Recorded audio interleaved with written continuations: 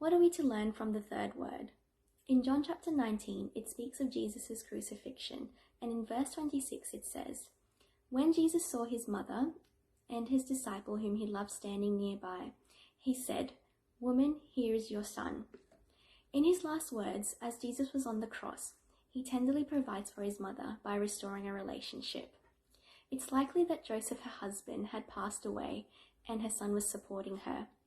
As Jesus was dying, what would become of her? Jesus saw her standing by and knew of her grief and anguish.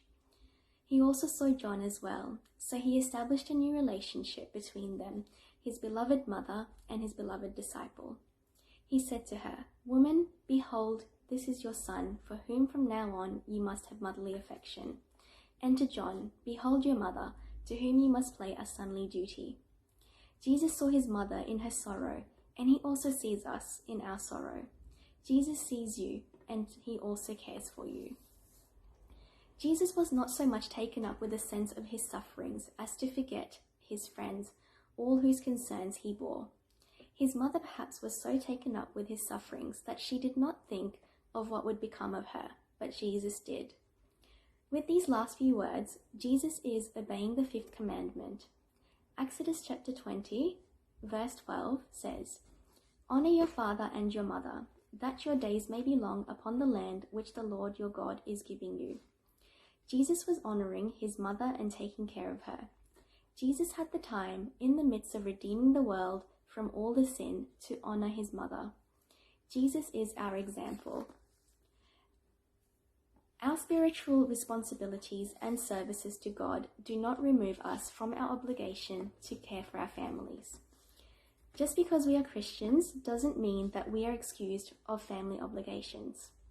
The Apostle Paul says, "If anyone does not provide for his relatives, and especially for his immediate family, he has denied the faith and is worse than an unbeliever." This relates to our domestic responsibilities and our duty.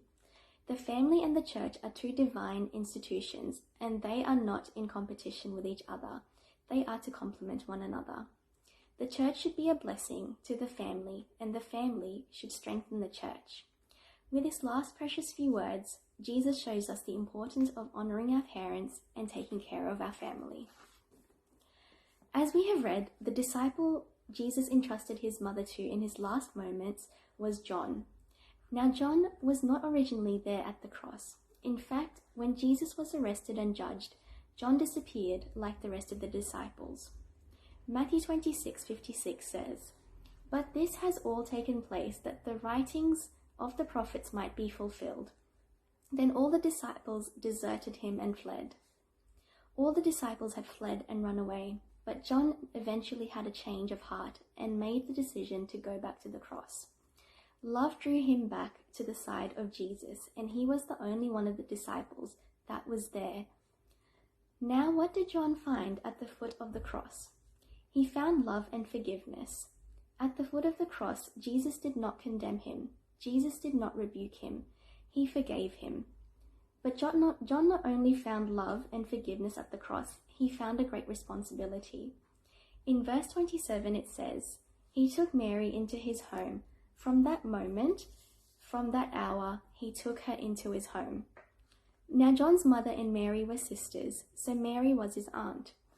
John already had a mother, but now he's taking Mary as well into his home.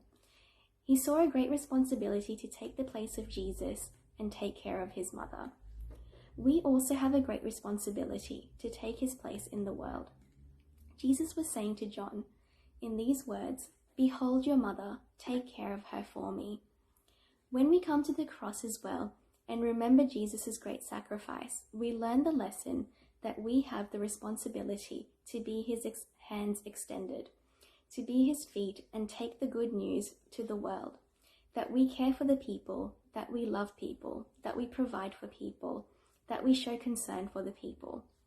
We are his representatives in this world, and that's again why Paul says, "I have been crucified with Christ. It is no longer I who live, but Christ lives in me.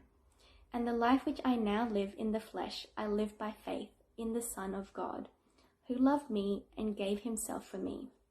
Thank you, Jesus, for showing how much you care for us and being the example to help us love and care for each other.